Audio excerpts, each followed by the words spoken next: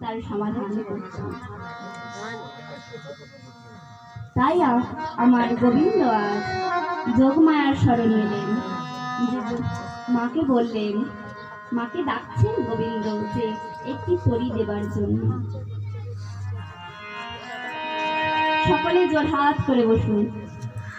সকলে আজ আমার প্রাণ গোবিন্দ মা যোগমায়া মা কাত্যায়নের স্তব করবে। সকলে জোড়হাত করে বসুন।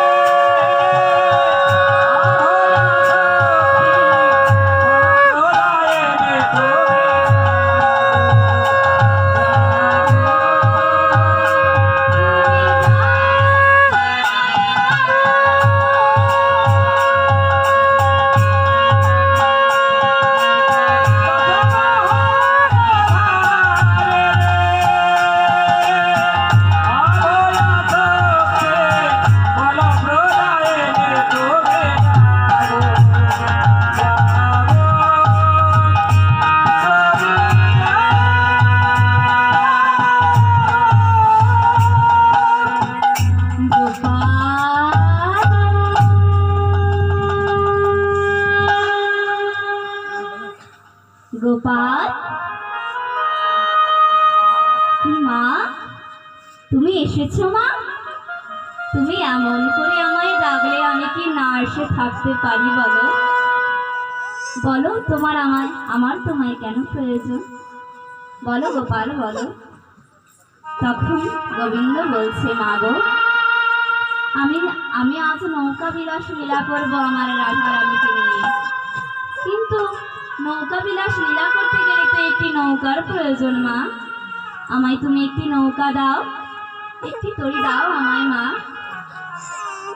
কিন্তু মা বলছেন, ও গোপাল, নৌকা না হয় আমি তোমায় একটা দিলাম, কিন্তু নৌকাটা নিলেই তো হবে না, নৌকাটার একটি কান্ডারির প্রয়োজন।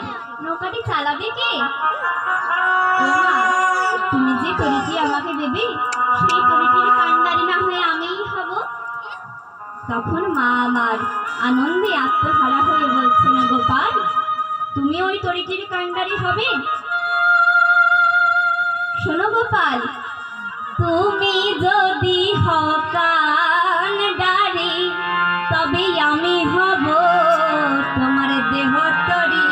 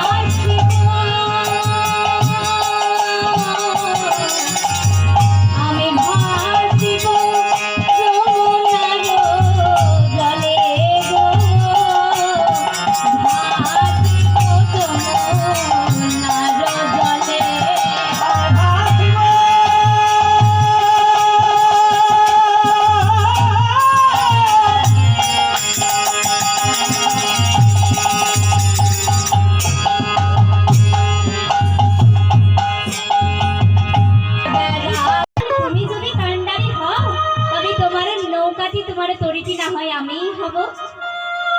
তখন গোবিন্দ বললেন, মা তুমি দেহ তরি হবে, কিন্তু তোমার দেহ তরিটি তো সৃজন করতে হবে। কেমন ভাবে সাজাবে? তোমার তরিটি কেমন ভাবে সাজাবে? দেখুন, কোনো বাহ্যিক জগতের তরি নয়, এটি হলো আমাদের দেহ তরি। এই দেহ তরিটি যোগমায়া আজ কেমন ভাবে নির্মাণ করলেন?